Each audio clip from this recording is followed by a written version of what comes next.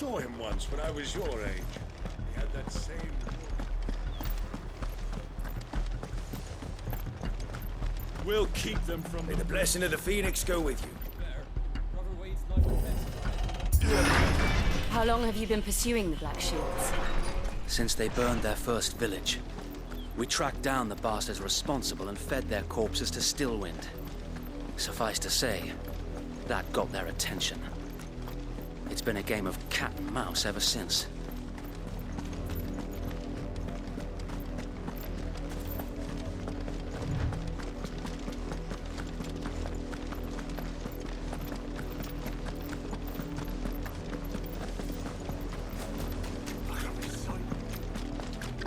Come along now.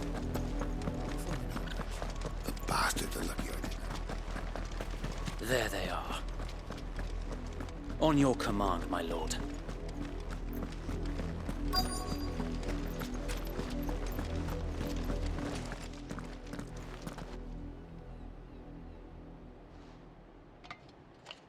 What is it now? I told you! We bear a message for the Vicereine. From the Guardians of the Flame. Ha!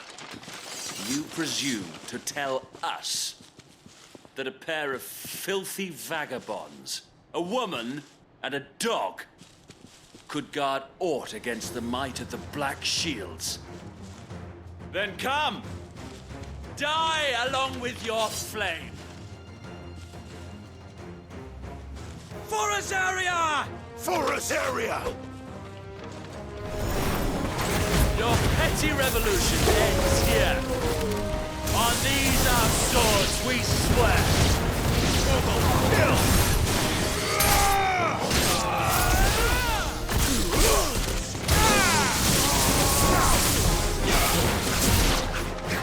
Bloody hell! Reinforcements from the far bank! Another wyvern to fight their battle for them.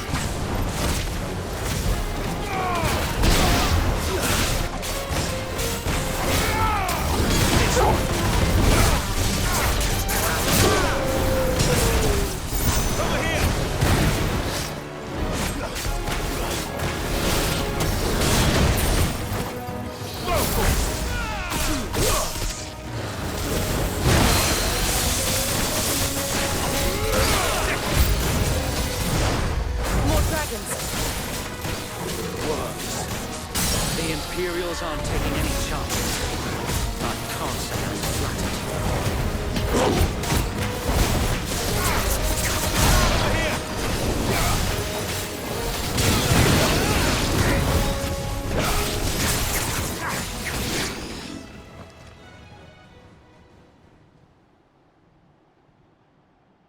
A noble stand, albeit a misguided one.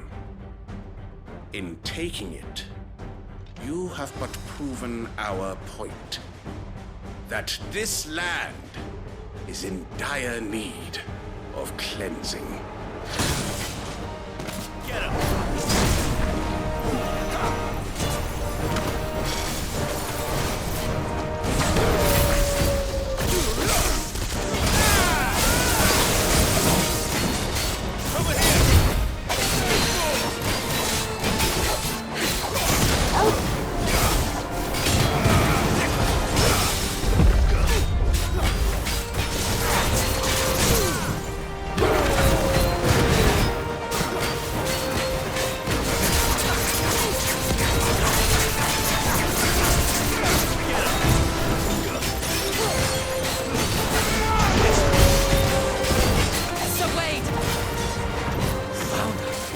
There's no one left to keep them occupied.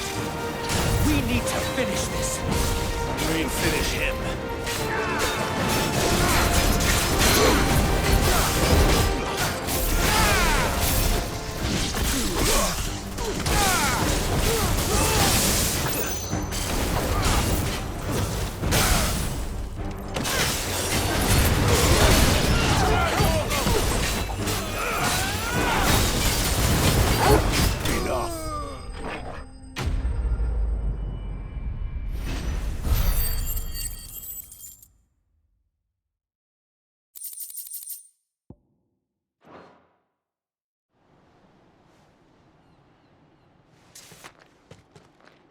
I don't see any more. Nor do I. The plan worked. It did. It bloody worked. We sent every last one of the rotten bastards straight to the mud! Lord, perhaps this will be enough to stop the Cullings. For the time being, at least. Perhaps. Though I doubt my mother will take this loss well. She'll move swiftly to see her minions' ranks replenished. And then it will all begin again. I often wonder if the nation we once knew is gone for good. Her fields rot. Her people starve. We battled to preserve the flame that was, but for every foe we fell, another springs up in its place. Yet be that as it may, it is still our home, and we must fight for it. As we always have, and always will. For as long as the Firebird's flame burns in our hearts, the Duchy cannot die. And her loyal subjects may dream of a day when the Rosarian standard flies over Rosalith once more. So wait, Think we should fall back to Port Isolde before the garrison sends reinforcements? A sound strategy, my lord.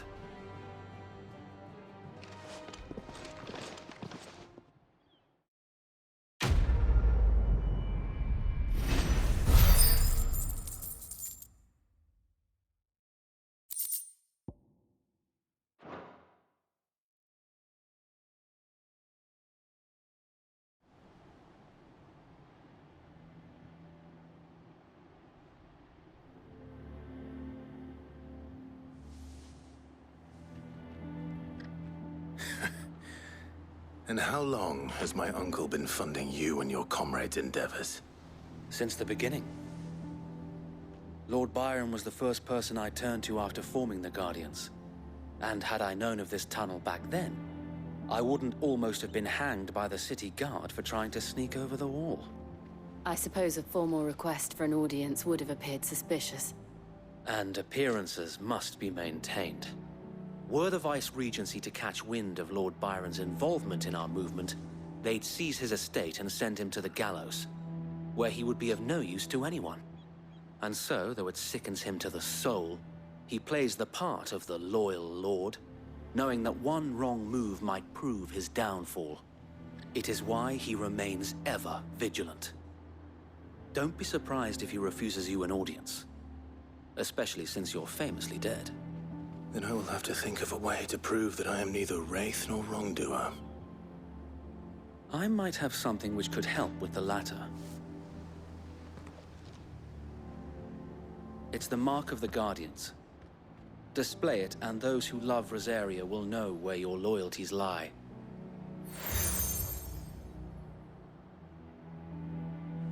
I shall wear it with pride. Be sure that you do. I don't want my men attacking you again. Unless you deserve it. If only Sir Tyler could have been here to see you. Or the Lord Commander. Thank you, Sir Wade. If there is ever anything you need. I know. Go on now, my lord.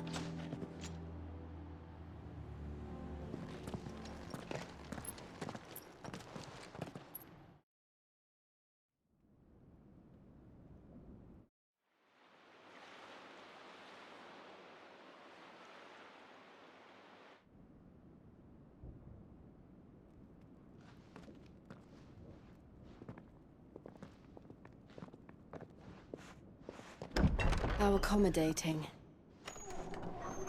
Do you really think they believe we are who we say we are? Not a chance.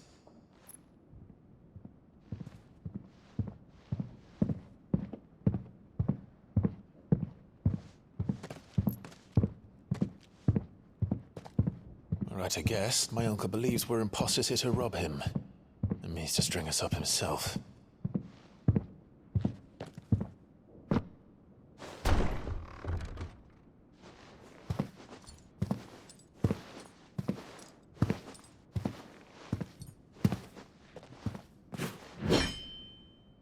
Imagine my surprise when I was told my nephew had come to visit.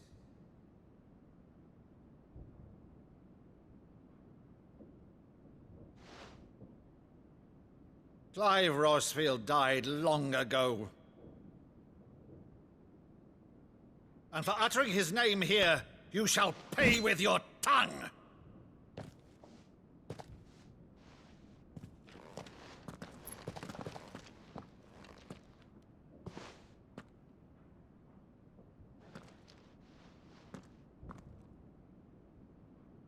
You would mock me as well?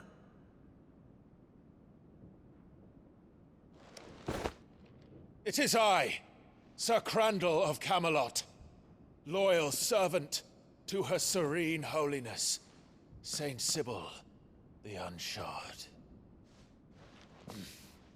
Meadow, thou vile sorcerer, for thy crimes against church and crown, I shall have thy head.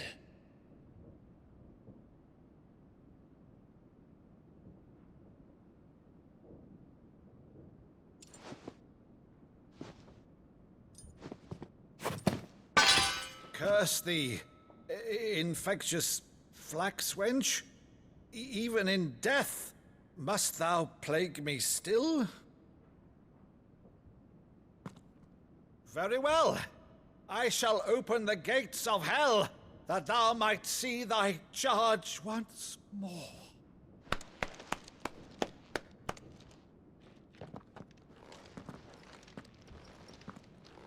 Bravo, Uncle.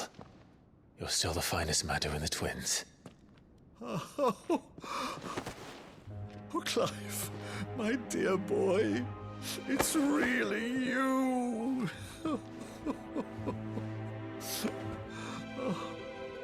You always were fond of that scene from The Saint and the Sanctuary.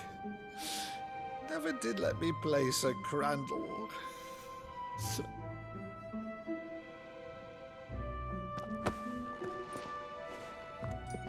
I have a favor to ask, Uncle Byron. Rutherford, inform the kitchens. There'll be guests. We dine immediately. But, Uncle... You can't very well regale me with the tale of your miraculous preservation on an empty stomach. Go on, sit.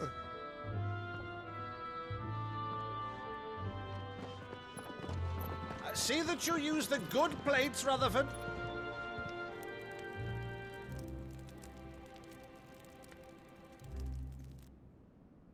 So you arrived late to one of her cullings, did you? Since becoming Vicereine, Annabella has been a constant thorn in Rosaria's side, but these atrocities are a new low.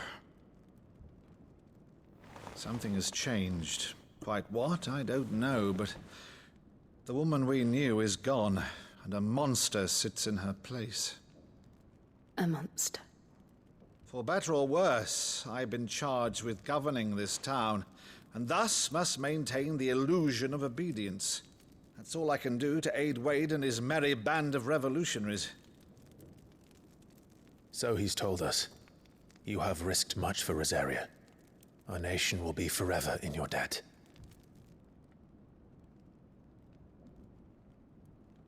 It has been 20 years, Clive. The nation your father and your forefathers fought to defend is no more. Perhaps it would be otherwise had I the courage of my brother.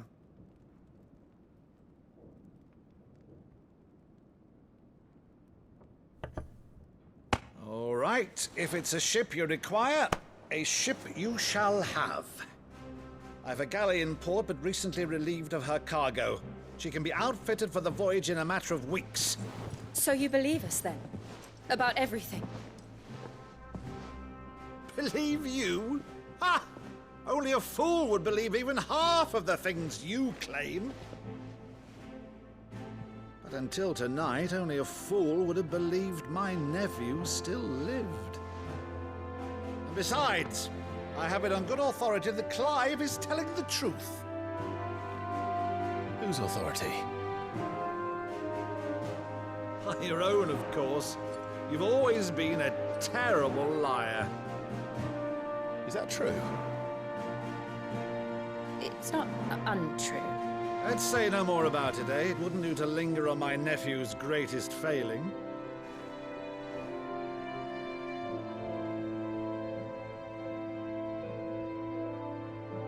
one thing I cannot believe, though, is all this about you being Sid. You were always such a good boy, but now you're quite the outlaw. Which, if I'm not mistaken, would make me an outlaw's uncle. Right then, who shall we pillage first? Rutherford, fetch me my cutlass. This will be fun.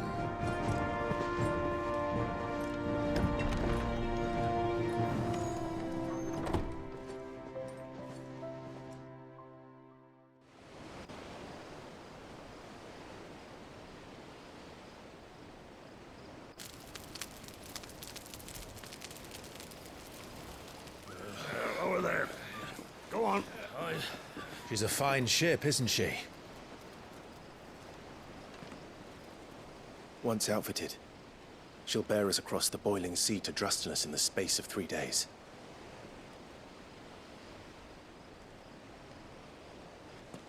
Something on your mind?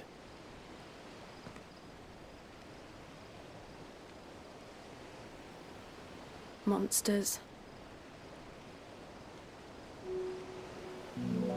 When I served the Iron Kingdom, I did so because I saw no other choice. Because once they learned that the lash would not move me, they turned it on those who could.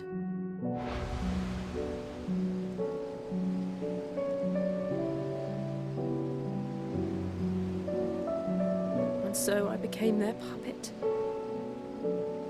I let them pull my strings, telling myself it was not my hand that swung the sword, but another's.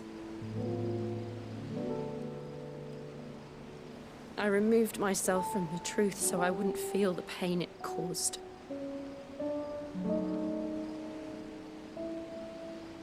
And before I knew it,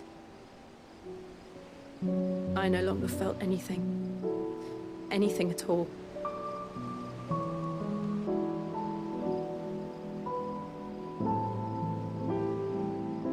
I had become a monster. Jill.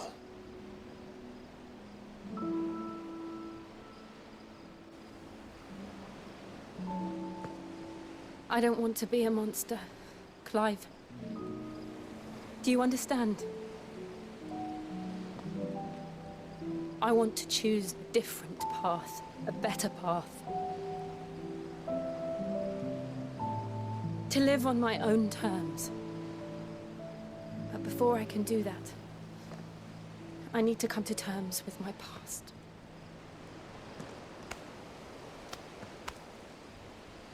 And when you do, I'll be standing there with you, just as you stood with me.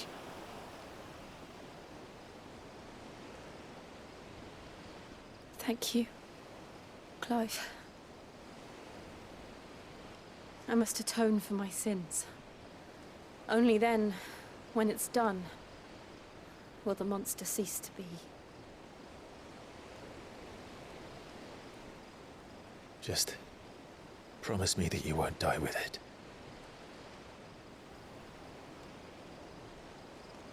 Now, let's get some sleep. The journey back to Benamir is long, and there is much to tell the others.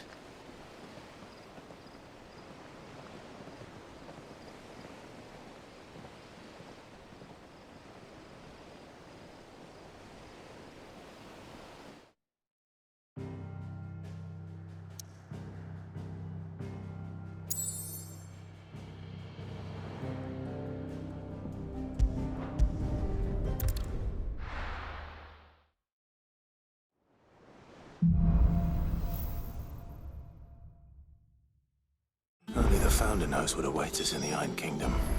But Vivian could probably make an educated guess. I could have sworn we had a few more.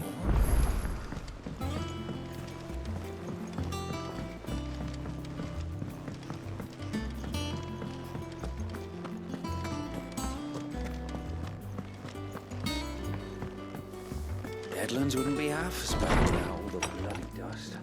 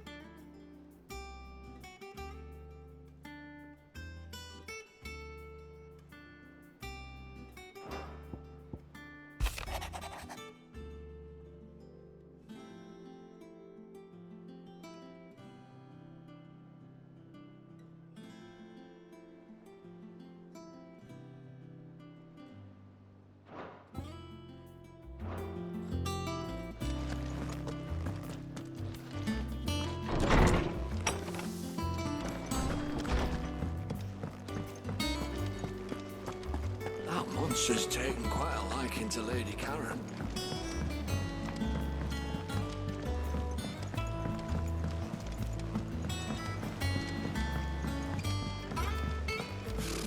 Typical nobles.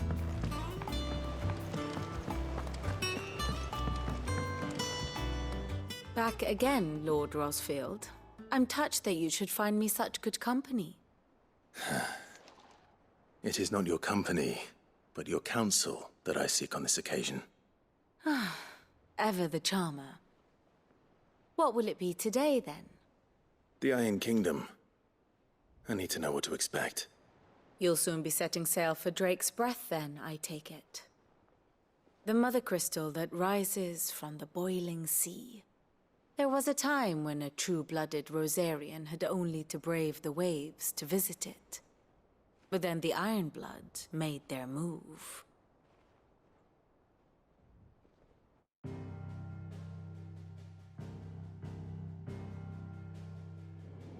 As you know, the Iron Kingdom rules over the islands to the west of Storm.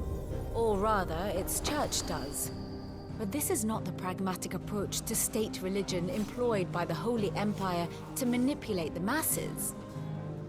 No, the Iron Kingdom is the literal embodiment of the crystalline orthodoxy. And so, if one is to understand it, one must start there. As the name implies, the orthodoxy holds the Mother Crystals sacred, and they do not take kindly to heathens plundering the objects of their worship for the means to fill washtubs and light lamps with frivolous feats of magic. Indeed, the faithful consider ether a sinful thing, a poison no less.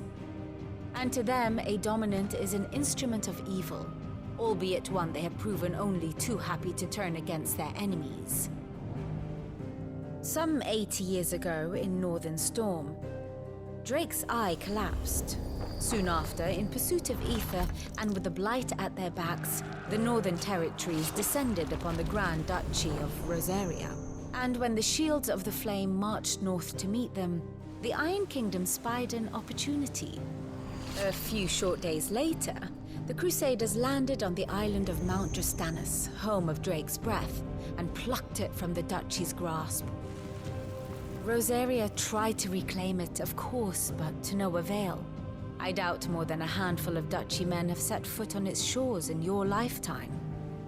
Nor are they like to again, under the Empire's stewardship, meaning the Iron Blood will keep their island, and with it, the foothold they need to march on mainland soil when next they spy an opportunity.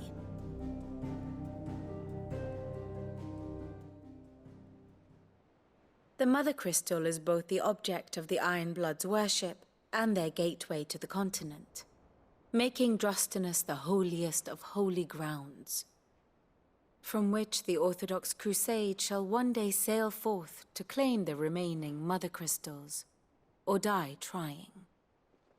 My father and my grandfather both traded blows with the Iron Blood for control of Drake's Breath. Had things unfolded differently at Phoenix Gate, we would have sent our entire fleet against them.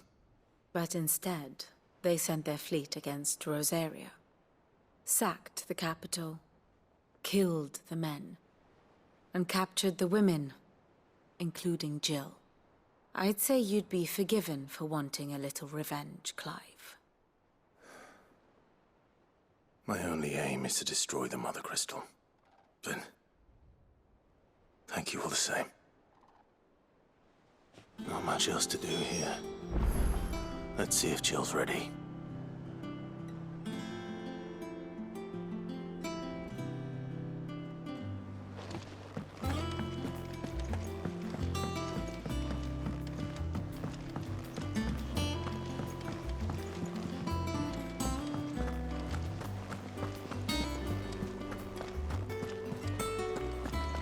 It will be over soon. You ready? I think so. Jill. When you told me you had to come to terms with your past, you weren't talking about destroying Drake's Breath, were you? No. I spoke of Imran, the leader of the Crystalline Orthodox. The man who made me do all those unspeakable things. I'm going to kill him. It's what I need to do to put the past behind me. What I need to move forward. And I know that I can do it. If you're there beside me. Always. And I'll be beside you, too. We'll bring down the Mother Crystal together. All while Sid looks on. We'll make him proud.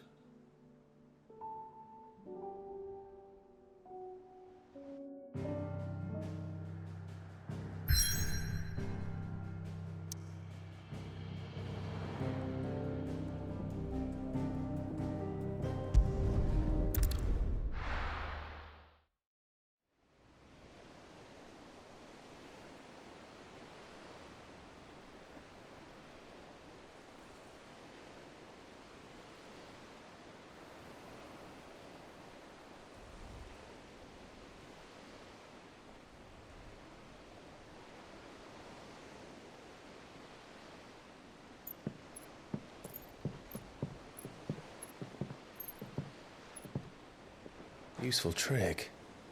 Freezing and thawing the spray to make mist. How did you learn to use your powers like this? The Masters made me do it. When the Crusaders took to the seas, to keep the fleet's movements from prying eyes. I'm fine. No, you're not.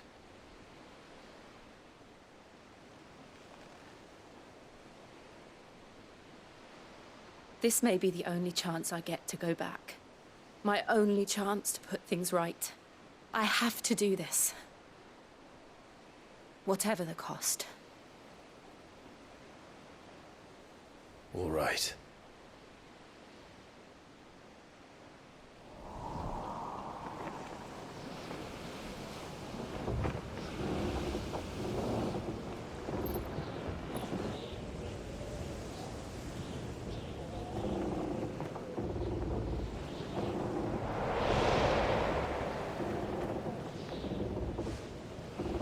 There she is. The Iron Kingdom's Mother Crystal.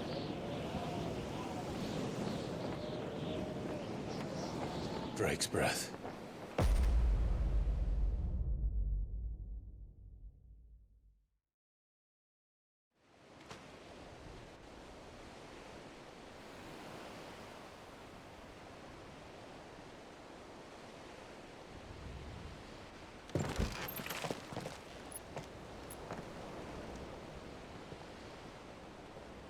Strong currents, sharp rocks, and ether floods. Let's not forget them.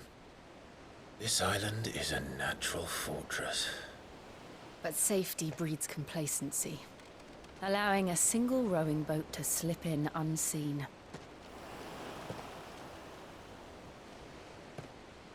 The sanctuary is inside the mountain. If we follow the old trail, we should be able to enter by the back gate. All right. Let's go.